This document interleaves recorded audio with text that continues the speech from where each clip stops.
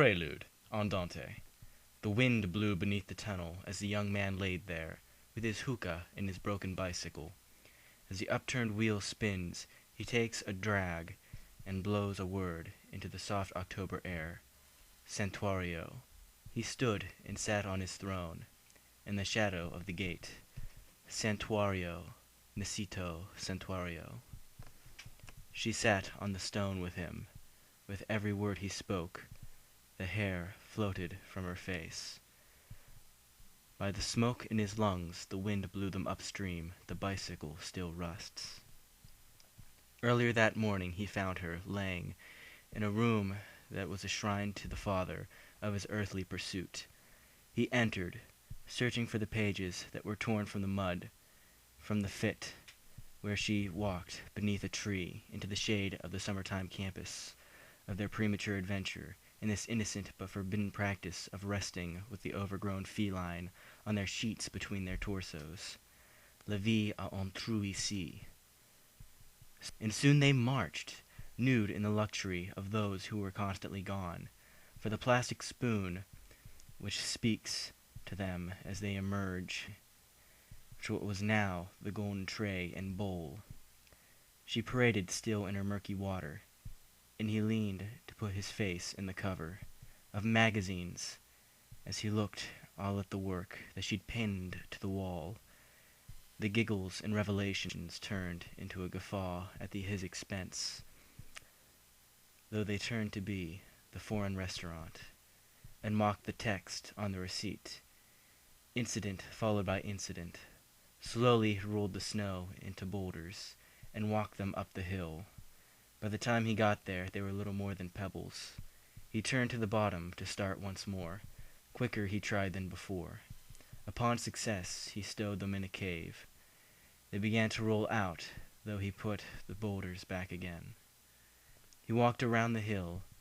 She told him that they were still there, but only to find them at the bottom of the hill. The winter came. The wind blew them up and down the road the same. By spring's daybreak her words burned his skin like the black tar of Boston streets. A trial by fire, and international branding. She clung to the words on his paper. She longed to embrace the ink, and she cast the voiced syllables away while she yearned to drive a blade through the arm that shielded his visage. His animus rested on the chest in the woods after sunset soiree, and he rested his head on the plastic container of mushrooms. As Jared fed the fire beside his face, Austin lay in his grave consumed by his antics. Dawn shed light on her hatred, and he looked to his presence with shame. Si compte sien fraud consigne, ils sont le fruit au sien, abe au fruit austrian, c'est imménoche habite un brin. Is this collection of cats to replace the children? I'd rather ruin my carpet than ruin my life. They often showered in their days of frolic, and they bathed in hot water. Soon the tub ran cold around the edges, and he felt nothing as it became a sea. She railed the harbor in a boat that caught fire and broke. Counter-melody to prelude. Bagpipes, bars and shouts, kilts. Did you see him running out that door with the girl? That trombonist with the girl. Did you see him running out that door? So she listened to the names, as her friend hit on a French girl that he wouldn't have a chance with since the Tower of Babel. She sat on the railing of the balcony, and she wondered how far she could lean back before the physics took it all the way. She wept for man, for all his arrogance, for his compulsions, for his instant hypocrisy, for his deluded mind.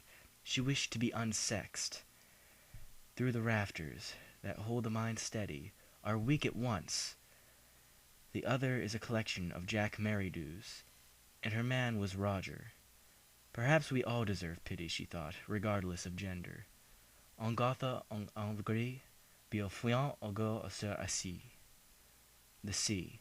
Between here and there are Long Islands, everywhere. Long Islands kept her mind from pouring into Scottish fables. Sorry, sir, no bloody-eyed dogs at the table.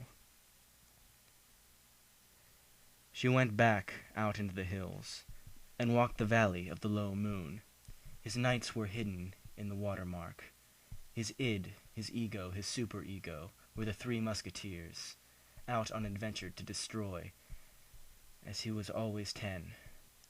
Richard III had a pact made with this man, and the monstrosity of the Ninth Circle made him more than any cheap Grendel to be studied. What language does he use? What seal does he carry? What happened to those 3 years, those 4 years, those 2 years, that single year? It is not breeding that makes breathing a chore, but the severed wires in the walls of the stage lights. So we'll never see a mantra from the old books in their scent. Alas, she is not from some Emerson essay, though her silhouette has been strung in the snows of Kilimanjaro. She stumbled back to her hotel to put her hands to her face and disappear. Why so sad? Is it a children's story? Her sulking was interrupted as she moved. She smelled the vanilla of another, in every foreign vial that contained a soul. Another, she must have said. Why so sad? It is a children's story. A children's story. Why so sad? Surely there must have been windows, stained and proud. Surely there must have been days of grass, not dead or gray. Surely there must have been what she did not see, a stone set of headlights gleaming into the past, driving head first, enraged by the binding of emerald life, once violet to the east, with a fresh pick of figs and plums hidden in a pot of mercury. Fugue. Clouds moving low and fast, fields that adjust to the step of each patron, buffalo graze, and remind the grass that it is in their best interest to treat these boys and girls kindly. Vous n'êtes pas corbeau, mais un raven. Je suis un serpent, mais je ne suis un renard. Solo.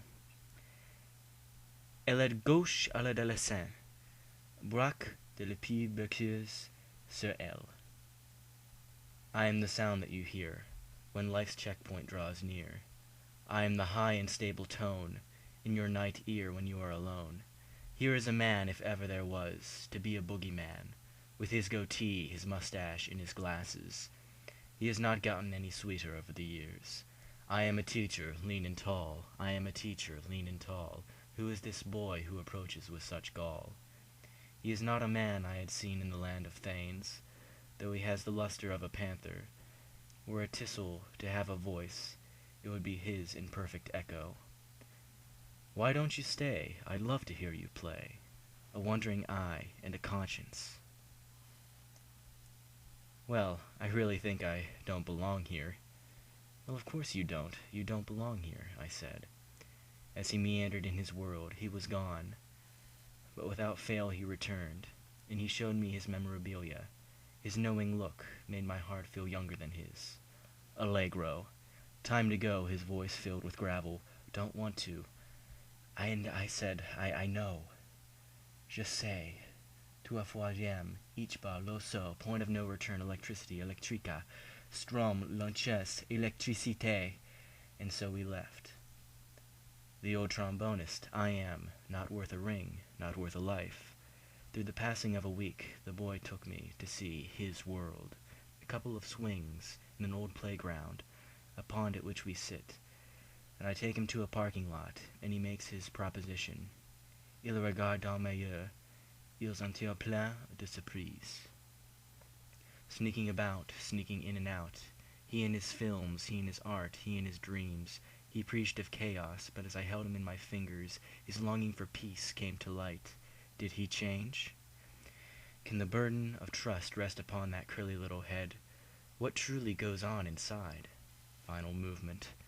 What goes on inside my head? I cannot shut this car door properly to save the starving children of China. I cannot order my favorite beverage at the restaurant of my choice.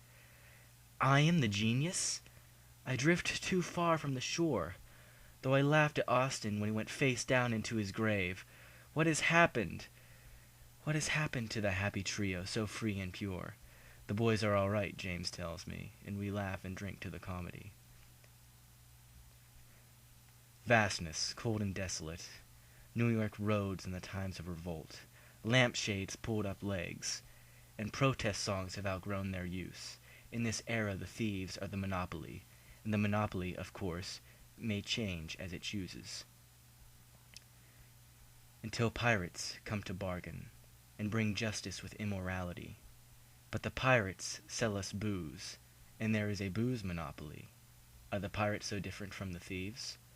Oh, pirates have thee no shame. In the Victorian garb, art thou not newborn babe that is supposed to stride the blast? What of your false parrots, and your statues of Thor, with a Manson family tattoo in his chaplain mustache? Doth thou judge me as well? Shall I return to the bridge, or lay beneath it, and have others laid on top of it, by lost prophets that gathered over Cairo, and shuffled unto the stars, shone bright on my intentions of sleep in the busiest part of the day? What's more is more. What's more is surely not less. May I take her in a wedding dress? May I rest with her here? May we vacation in Paris in years to come, to put a lock on the Brick de l'Amour, and put the Sienne with our names on it. When the tracks as I crossed called me to stay, and the strawberries in the fridge looked more delicious by day, I was saved by 4 faces. Voici le pinnacle saint amoroso. Declan James. He sees the days, the earliest days. He crawls in the morning, but stands a man by midday. Tall like his mother, with long hair tied back, he traverses the mountains, and then he takes his beloved, his faithful and strong traveling companion, fishing for the day. A much bigger man than I, he lifts me, and then he holds me. He stands next to her as I sit. Bullfights, Ernest Hemingway, strength. Women follow him home. He may not know that he is a sunflower, but I am here to remind him that prudence is invaluable, that one must never be too quick to act, that there is no sutra to be had in every man.